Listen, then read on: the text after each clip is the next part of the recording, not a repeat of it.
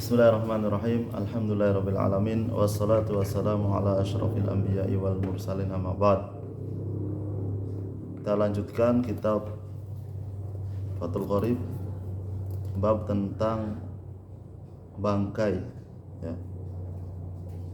Bangkai itu najis kecuali bangkai ikan dan belalang ya, dan manusia itu muhtaroman kalau manusia. Wa yuksalu al-ina'u min wulugil kalbi wal khinziri sab'a marat.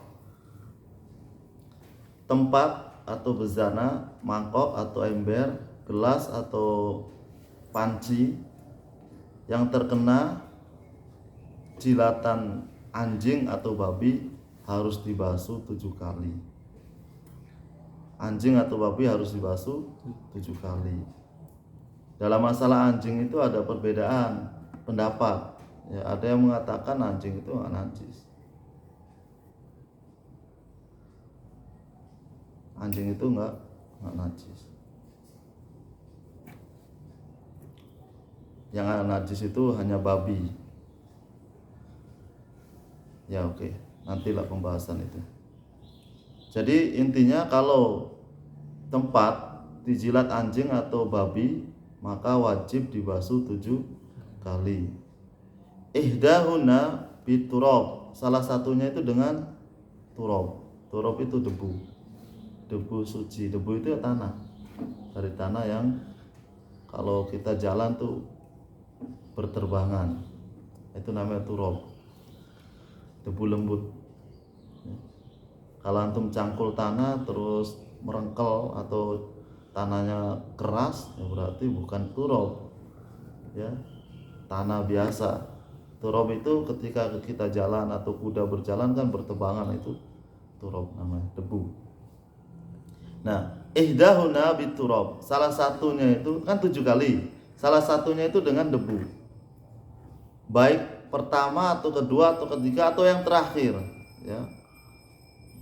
Debunya itu dicampur. Jadi gini, air 1 ember, ya kan? Pakai gayung. Kita pakai gayung nyuci mangkok yang bekas dijilat sama anjing atau babi. Nah, kita siram mangkok itu, siram lagi sampai 6 kali. Nah, 1 gayung lagi baru ambil tanah, campurin, diaduk, ya. Kemudian disiramkan ke mangkok. Akhirnya kotor dong, karena yang ketujuh, ya kan? Tapi bersih sudah. Ini kaidahnya ketujuh kan bersih. Jadi tambah lagi ke 8, boleh nggak? Ya boleh. Tambah semakin banyak ya semakin bersih. Nah, atau misalkan pakai debu dulu, 1 gayung pakai debu, ya kan? Siram mangkoknya. Kemudian kedua air biasa, ketiga air biasa, keempat air biasa, kelima air biasa, sampai ke-7 sudah bersih. Hilang najisnya, begitu. Itu aja. Kok nggak pakai sabun? Ya di sini nggak ada cerita pakai sabun. Terserah. Nantinya kita pakai sabun, nggak pakai apa, pakai terserah. Tapi intinya membasuhnya itu pertama, bagusnya ya, pertama itu pakai debu. Jadi kedua, ketiga itu seperti membilas, ya nggak? Seperti membilas, begitu. Kalau baju kita kejilat anjing atau babi kena liurnya kan, ya dibasuh 7 kali juga, disiram, bukan dimasukin mesin cuci, ya. Dimasukin mesin cuci akhirnya mustakmal, airnya nggak bisa bersih, artinya najis itu nggak hilang. Jadi harus dialirkan. Ya, topi misalkan kena, ya disiram topinya. Pertama pakai air yang pakai tanah, itu bagusnya. Artinya ini kan boleh, mau pertama, kedua, ketiga boleh. Yang penting salah satunya dikasih debu. Jadi solusi utama ya enak yang pertama kasih debu, ya nggak? Jadi kotor sekalian ya. Kan kotor jadi topi kita. Yang dijilat mana? Udah, yang jilat itu disiram. Nah, baru setelah itu pakai gayung 2, 3, 4. Kalau pakai keran, hitungannya seperti apa Bu ya hitungannya? Cerot, wah ngalir terus, ya nggak? Mana hitungannya itu? Ya hitungan anggaplah dengan perasaan, ya awal dengan air pakai campur tanah, dan kemudian baru pakai keran, buka kerannya 1, 2, 3, 4, 5, 6. Dengan kucekan itu kan seperti aliran yang hitungan, ya kan?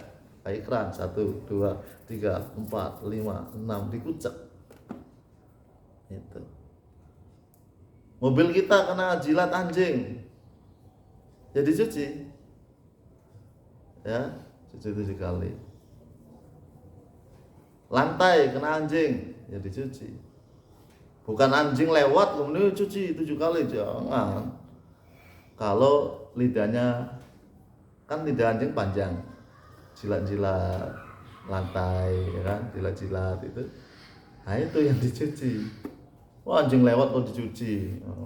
Anjing nenggor kita, kena anjing kakiku, anjing kering, nggak masalah. Anjing, bulu anjing kita lulus nggak apa-apa, nggak najis.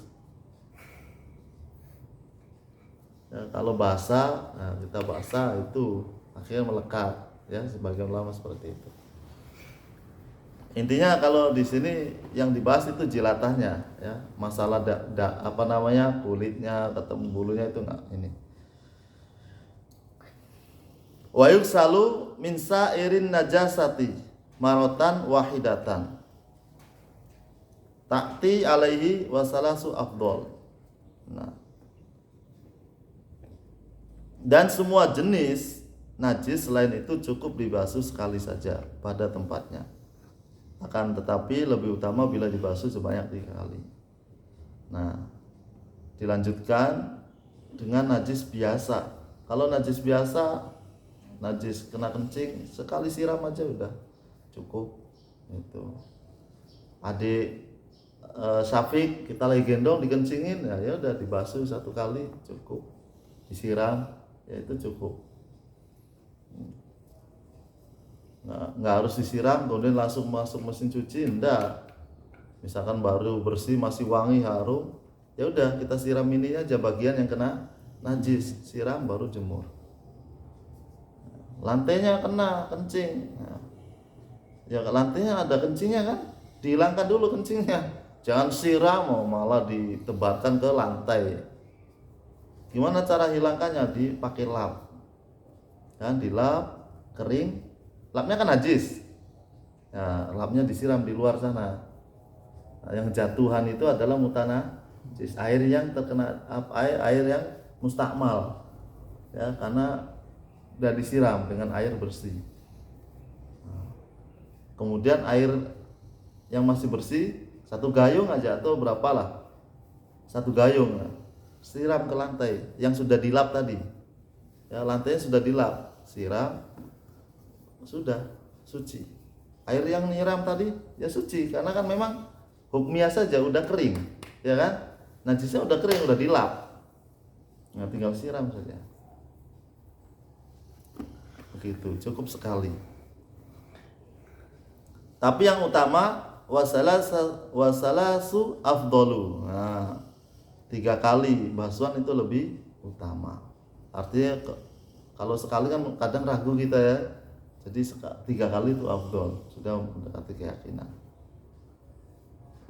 Nah, itu saja. Jam berapa? Masih. Wa idza tahallalat al-khamrah binafsiha tahurat. Nah, jika khamr, ya khamr itu benda cair yang memabukkan, yang dibuat dari bahan anggur. Bahan anggur suci nggak? Suci, dimakan halal kan, enak. Tapi itu anggur diperas, wah, jadi cairan, kemudian jadi anggur, ya kan? Jadi apa? Khamr. Didiamin itu, ditutup rapat, didiamin jadi khamr. Jadi khamr, kemudian didiamin terus itu jadi cuka. Nah, kalau sudah jadi cuka maka suci dengan sendirinya. Cara mensucikan khamr gimana? Supaya ya dibiarkan aja jadi cuka. Ya enggak? Masa mau dicampur air banyak, ya tetap khamr.